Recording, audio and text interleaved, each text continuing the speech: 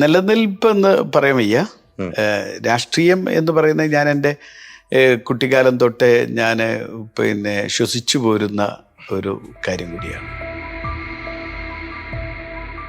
അതിനങ്ങനെയാണ് കാണുന്നത്. അല്ല, കേവലം ഒരു രാഷ്ട്രീയ പാർട്ടി എന്നതിനേക്കാൾ അപ്പുറത്ത് നമ്മുടെ ഒരു അഭിപ്രായം ഉണ്ടാവും. അതിലൂടെ നമുക്കൊരു നിലപാടുണ്ടാവും എന്ത് കാര്യത്തെക്കുറിച്ചും.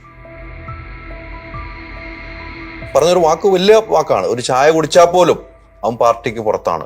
ഈ പറയുന്ന അസൻ ഉൾപ്പെടെയുള്ളവർ അദ്ദേഹത്തിന്റെ വിരുന്ന് സൽക്കാരത്തിൽ പങ്കെടുത്തിട്ടുമുണ്ട്. സ്വാതന്ത്ര്യ പാർട്ടിക്കകത്ത് ഇല്ല എന്നൊന്നും ഞാൻ പറയുന്നില്ല. പാർട്ടിക്കകത്ത് കൃത്യമായി മറ്റേത് പാർട്ടികളെക്കാളും അഭിപ്രായ സ്വാതന്ത്ര്യമുള്ള പാർട്ടിയാണ് കോൺഗ്രസ് എന്ന് വിശ്വസിക്കുന്ന ഒരാൾ കൂടി. ഒക്കെ അപ്രിയമാണെങ്കിലും ശരി, അദ്ദേഹം അത് തുറന്നു പറയാറുണ്ടായിരുന്നു.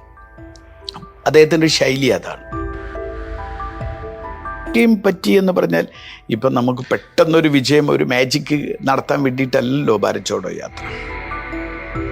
കേരള സദസ്സ് മുഖ്യമന്ത്രി യാത്ര ചെയ്യുമ്പോൾ മറ്റൊരു യാത്രയുമായിട്ട് കോൺഗ്രസ് വന്നിരുന്നു. വലിയ പരാജയമാണ് സംഭവിച്ചത്. ഏത് യാത്ര? അങ്ങനെയാണെങ്കിൽ ആ ഇലക്ഷൻ സമയത്തൊക്കെ താങ്കളുടെ ഒരു പരാജയം ഉണ്ടാകുമായിരുന്നു. കോൺഗ്രസ് അതിന് തയ്യാറാണ്. കാരണം ഇവിടെ കോൺഗ്രസിൻ്റെ ഒരു പ്രധാനമന്ത്രി വരിക എന്നതല്ല കോൺഗ്രസിൻ്റെ ഉദ്ദേശം.